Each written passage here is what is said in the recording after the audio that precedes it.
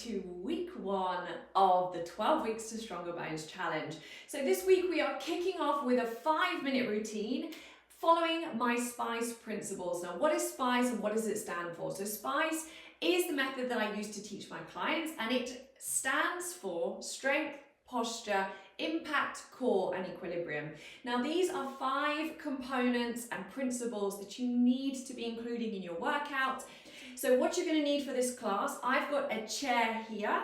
So you're going to need a chair. You're also going to need a mat. It's your choice whether you want to wear shoes or not. Sometimes they can give you a bit of support if you're not used to working in bare feet. I'm also going to be showing some progressions for this using some light weights. But if you do not have light weights, don't worry, you can get started with that.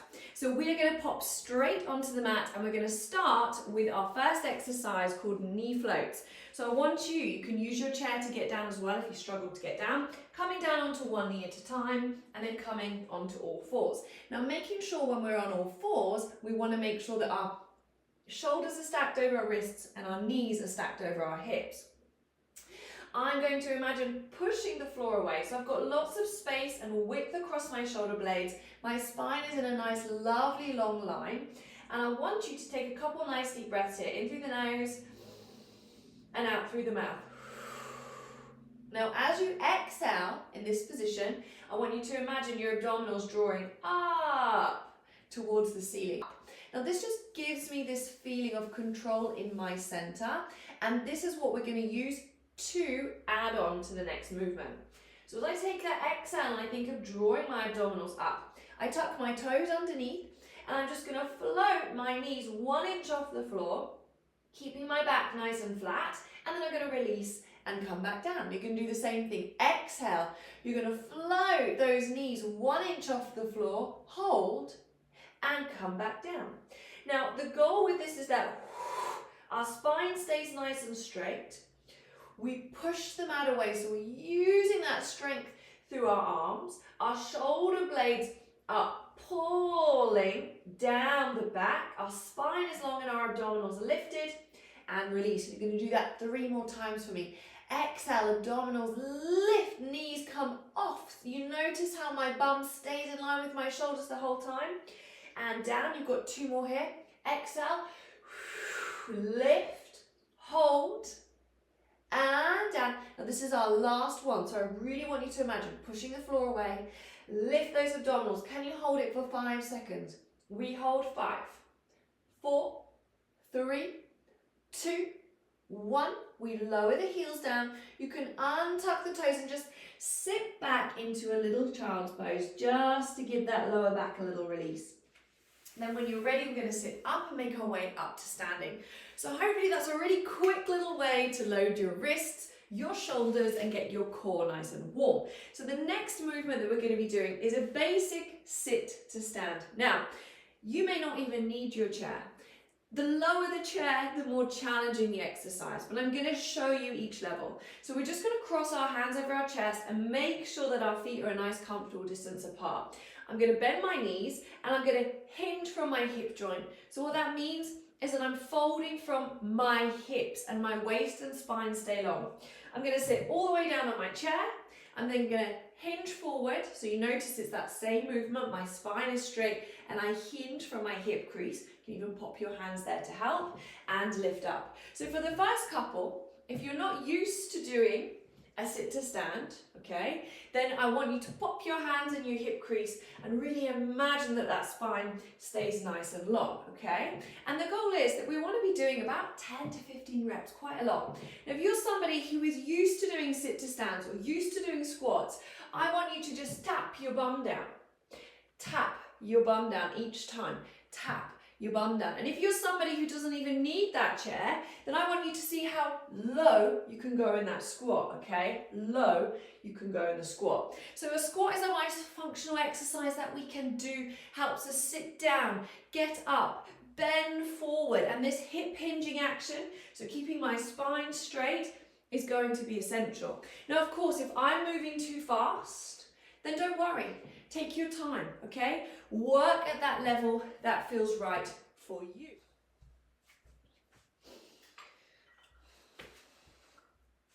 Now, if you felt very, very confident and that sit to stand or basic squats were not challenging for you and you would like resistance, I'm going to give you that option too. Now, I've just got 2 dumbbells here. I'm going to hold them down by my side. I'm going to turn to the side so you can see. I've got my legs in a comfortable position. I roll my shoulders back. I bend my knees and I lift up. And I call these suitcase squats, right? Because we imagine we're holding onto our 2 suitcases. We pop them down to look at the arrivals board. And then we pick them back up again. So super, super simple way, okay? You can also take a single weight, hold on to it underneath in what we would call a goblet squat position, keep it tight to your chest, and squat here as well. Now, do not reach for those weights until you feel completely at ease with that form, okay?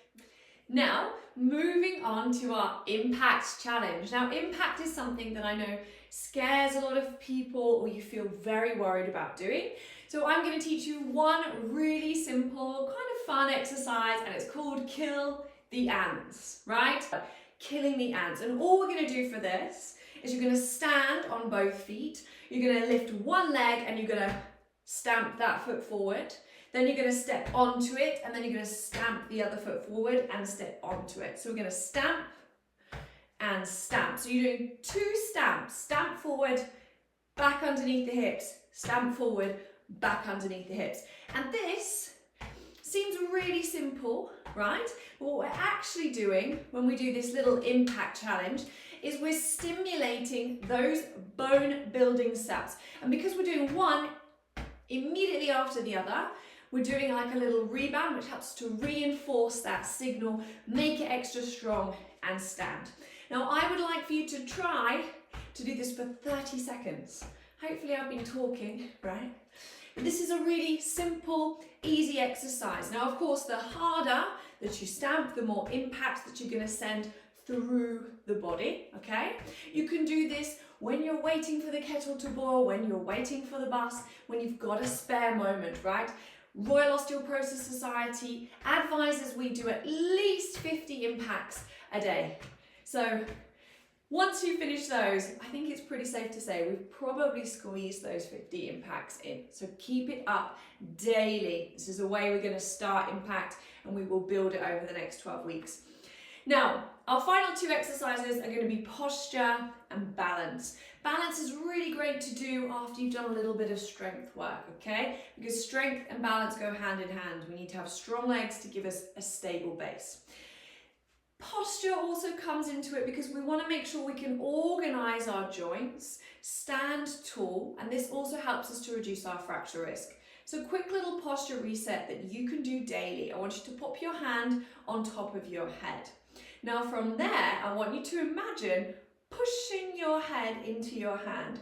And I want you to imagine that you create space between each vertebra in your spine, okay? Keep that feeling of gently pressing that head into the hand. I like to describe it like a slinky, right? Imagine that when we sit all day, that slinky super compressed. And as we stand tall, we want to feel like it opens, it stretches, we have space. Our hips, ribs, shoulders, and head and neck float up towards the ceiling. So now we've done that little posture check, that little posture reset. We're going to go into a little balance challenge. Now this is called tree pose. And if you don't feel comfortable balancing on one leg, what I would like for you to do is either use your chair. So I'm going to spin mine around here and just have the back of my chair as a little guide. Or you can use a wall, okay? So I'm going to do it with and without. I would like for you to take weight into one of your legs. And then first of all, just take the other leg off. See if you can hold a little balance, okay? More than likely, you're going to feel a little bit of a wobble, which is good. We want to wobble. That's our body learning to stabilize and catch itself. So that's never a bad thing. Once you've done that, I want you to give the other leg a go as well. Now, a lot of the time when we balance, we'll want to sink down, but I want you to imagine pushing your foot into the floor and lifting. Remember that slinky analogy of that spine being super long, okay? Once you've held one balance on each leg, we're going to come back to that first leg, and now we're going to take that tree pose. So what you're going to do, and you can always put your hand on a chair if you need to, is you're going to take your foot and place it to the inside of your shin.